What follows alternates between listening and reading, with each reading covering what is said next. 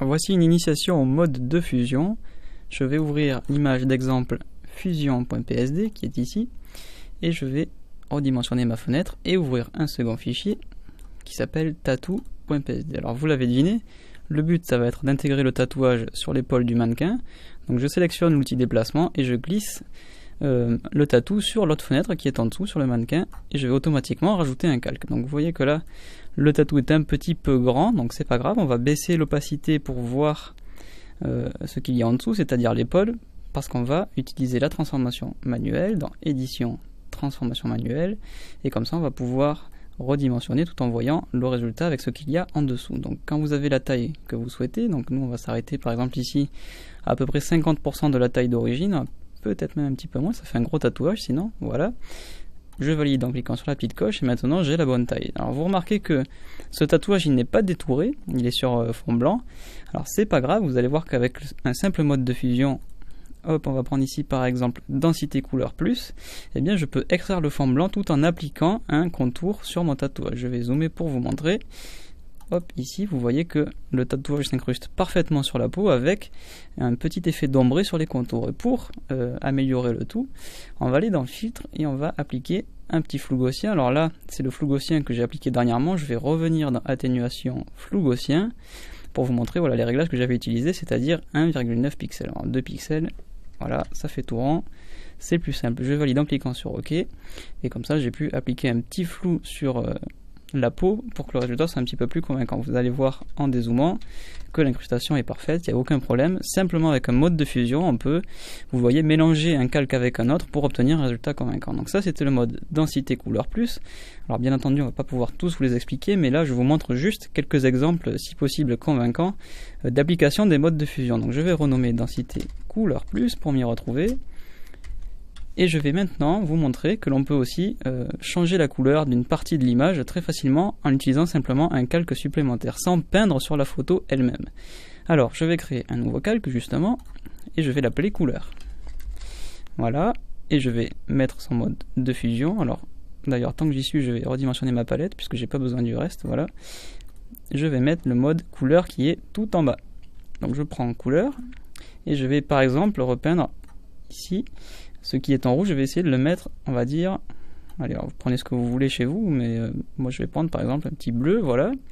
Je vais cliquer sur OK, je vais prendre le pinceau avec une brosse adaptée, voilà, on va mettre à peu près 13, et je peux commencer à peindre. Et vous voyez que je garde en fait les informations de luminosité qui sont situées en dessous, et je ne rechange que la couleur. C'est-à-dire en gros, je ne vais changer que la teinte. C'est-à-dire que le rouge va se transformer en bleu, mais je vais, si je zoome pour vous montrer, vous voyez que je garde les informations sur le tissu. Je peux changer la couleur sans altérer l'affichage de mes pixels. Donc là d'ailleurs, vous voyez que si je déborde sur la peau, on voit toujours la texture de la peau, mais simplement la teinte de la peau se colore en bleu, donc, se colorise en bleu. Donc là, je bave volontairement pour revenir ensuite à la gomme. Alors peut-être qu'on va prendre une gomme en cliquant avec le bouton droit, on va prendre une gomme à bord humide, volontairement trop grosse, et on va attaquer de loin comme ça. Ah, j'ai peut-être fait un petit peu trop, alors hop, je recommence.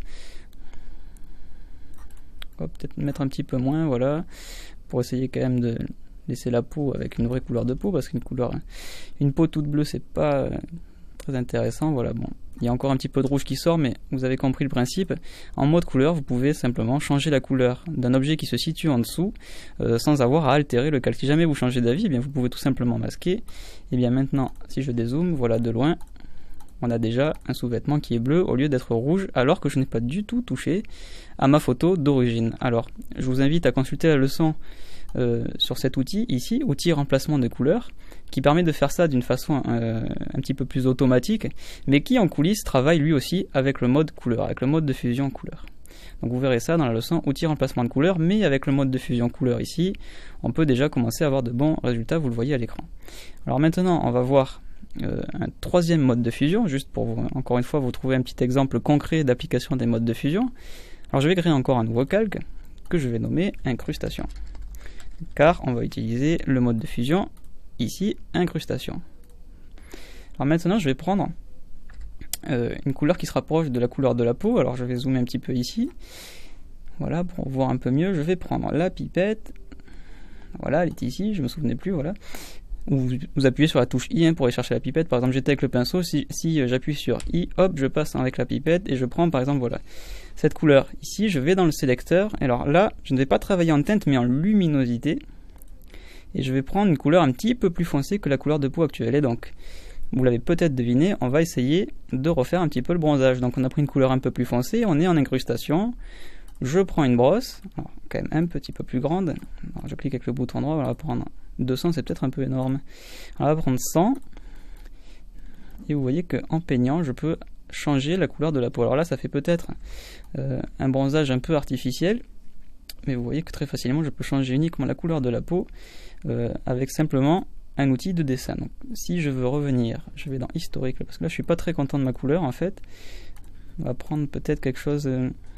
si je prends quelque chose de plus clair, là c'est vraiment trop clair, je vais prendre peut-être alors encore plus foncé. Je reviens sur mon calque incrustation toujours. Voilà, et là je suis peut-être en 100%. Alors voilà, la petite astuce c'est que je suis en 100% d'opacité. Voilà, je me demandais pourquoi ça marchait pas très bien. Je vais diminuer un petit peu, on va mettre 50. Et vous allez voir que comme ça, on va pouvoir travailler avec des couches successives et le résultat sera peut-être un petit peu plus convaincant. Voilà, là on peut refaire le bronzage un petit peu plus doucement, sans aller trop loin dans la couleur. Et vous voyez que déjà on peut bien travailler les ombres. Alors le visage, faut y aller doucement, hein, on va pas lui transformer la peau non plus. On va lui rajouter quelques couleurs très vite avec le mode incrustation. Donc vous avez un exemple d'application du mode incrustation. Donc si je dézoome, voilà, j'ai zoomé, je dézoome et je vais vous faire avant-après. Voilà. Vous voyez qu'on a très subtilement changé le bronzage, la couleur de la peau qui était assez blanche. Là on revient ici avec quelque chose d'un petit peu plus bronzé. Mais alors évidemment on devrait y passer un peu plus de temps, et vous devriez passer un petit peu plus de temps si vous voulez avoir un résultat parfait. Mais c'est juste pour vous illustrer que le mode incrustation, parmi tous les champs d'application possibles, y compris des champs d'application créatifs, on n'est pas obligé d'être toujours très rationnel comme ça. Eh bien on peut par exemple effectuer un bronzage en post-production uniquement par exemple avec incrustation. Donc les modes de fusion, encore une fois, ils peuvent avoir un but précis, un but prévu par l'éditeur, par Adobe, mais n'hésitez pas à détourner ces champs d'application pour obtenir tous les effets créatifs que vous souhaitez.